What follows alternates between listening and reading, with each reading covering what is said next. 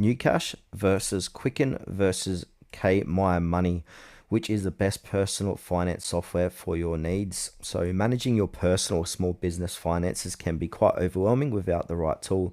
These three tools each provide different approaches, from open source simplicity to robust full-featured financial management. This comparison breaks down what each offers so you can choose the best software based on your platform, budget, and needs. Now let's go ahead and start with GnuCash. So GnuCash is a free open source accounting tool aimed at individuals and small businesses. It offers double entry bookkeeping, budget tracking, investment support, and more. While its interface is basic, it's surprisingly powerful and completely offline.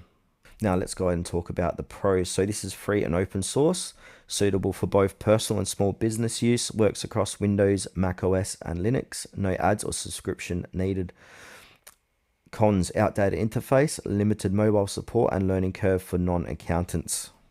Quicken is a commercial finance manager that offers a polished interface and full suite of features like budgeting, bill tracking, investment tools, and even property management. It's ideal for users in the US looking for all-in-one personal finance software with bank syncing. Pros: clean user-friendly interface, powerful financial planning and investment features, syncs with most US banks and institutions. There is also cloud backup and a mobile app support.